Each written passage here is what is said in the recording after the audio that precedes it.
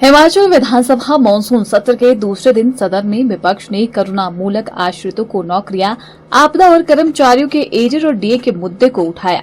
विपक्ष के नेता जयराम ठाकुर ने कहा कि जिन करुणा मूलक आश्रितों को पूर्व सरकार के समय में कांग्रेस ने उकसाने का काम किया, आज उनकी सरकार ने 20 महीने के कार्यकाल में केवल 180 लोगों को ही नौकरियां दी हैं और अधिकारी भी कांग्रेस नेताओं की तरह झूठ बोल रहे हैं और सदन में विपक्ष के सवालों पर झूठी जानकारियां दे रहे हैं, जो कि ठीक परंपरा नहीं है।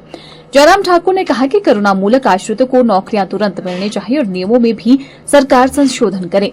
इसके अलावा जयराम ठाकुर ने कहा कि सरकार खुद को कर्मचारी हितैषी बताती है, दूसरी तरफ सचिवालय कर्मचारियों को उनका हक मांगने पर नोटिस भेज रही है।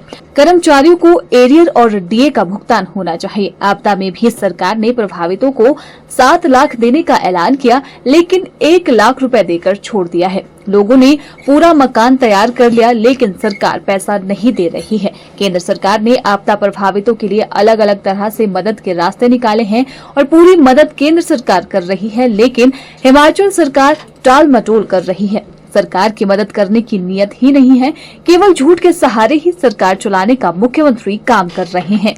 ये बहुत दुर्भाग्यपूर्ण एक स्थिति है हिमाचल प्रदेश में, जो वर्तमान में मैं देख रहा हूँ। अधिकारी भी नेताओं की तरह ही उन नेताओं, सत्ता पक्ष के नेताओं के इशारे पर जो है वो चल करके जैसा बोलते हैं वैसा करते हैं, यानी कि सदन को गुमराह करने की सारी हदें पार कर दी है। देखिए, इस बात को लेकर के मैं साफ कह रहा हूं कि हिमाचल प्रदेश में करुणामूलक आधार पर अगर नौकरियां सबसे ज्यादा दी हैं तो भारतीय जनता पार्टी की पूर्व सरकार ने दी है। जब हम सत्ता में थे तो शुरू के दौर में मैंने इस बात को देखा कि इसमें जो नियम बनाए गए हैं, जो रूल्स का जो प्रोविजन किया गया है, उसमें संशोधन करने की आवश्यकता है और उसमें हमने किया भी। पहले तो नियम यह था कि 50 साल तक कोई आदमी, किसी की अगर कर्मचारी की अगर मृत्यु होती तो उसके परिवार को नौकरी की पात्रता रहती थी, लेकिन 50 वर्ष के बाद कोई मर जाता तो उसकी पात्रता ही समाप्त हो जाती थी।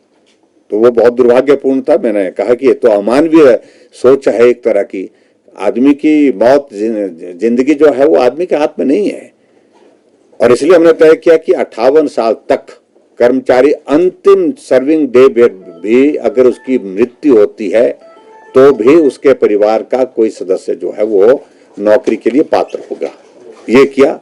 उसके आयु सीमा के साथ साथ में उनकी जो पर्टिकुलरली जो आय सीमा, उसमें भी हमने परिवर्तन किया और उस कारण से 6000 में से लगभग 5000 के करीब, 4500 से ज्यादा बेरोजगारों को हमने नौकरी दी।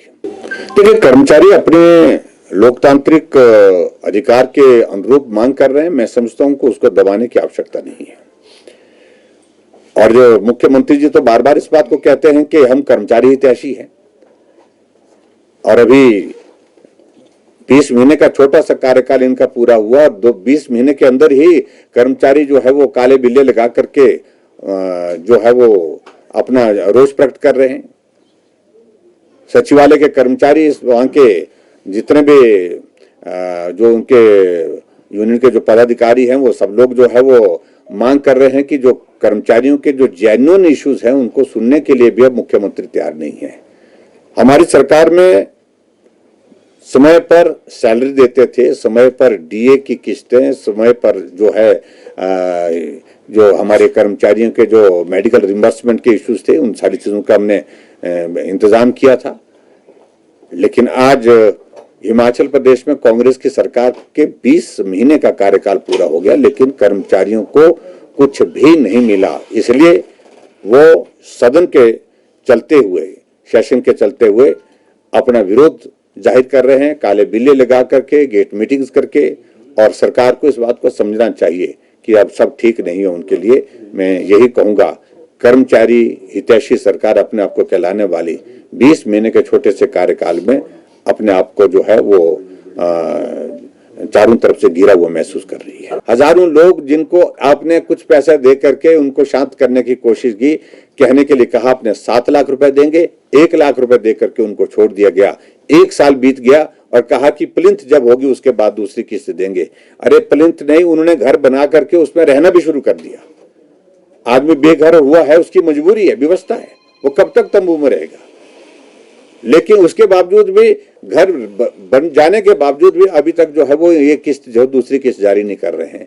और अभी हाल ही में जो नुकसान हुआ है हिमाचल प्रदेश में, जिसमें 70 से ज्यादा लोगों की दुखद मृत्यु हुई है, बहुत जगह गांव बह करके चले गए हैं, वहां के बारे में सरकार अभी तक शांत है, अभी तक बोल नहीं रही है। कल कह रहे हैं कि अभी तो बरसात चली हुई है, अभी तक हम बरसात का इंतजार करेंगे, मतलब और घरों के बहने का इंतजार करेंगे, उसके बाद अनाउंस करेंगे। हमने कहा कि 7 लाख रुपए पिछली बार आपने एक घर के लिए देने की बात कही, तो अब की बार भी आपको 7 लाख रुपए देने चाहिए, क्योंकि मुख्यमंत्री समझ गए और वहां का आगे 1.5 लाख रुपए देंगे। ये मुख्यमंत्री जी अपने स्टेटमेंट है। तो आप कितनी बार झूठ बोलेंगे, कितना झूठ बोलेंगे। और खासतौर से ऐसे लोगों के लिए जो आपदा में बहुत बुरी तरह से पीड़ित हैं, बहुत परेशानी के दौर में से गुजर रहे हैं, उनको भी झूठ बोल रहे हैं।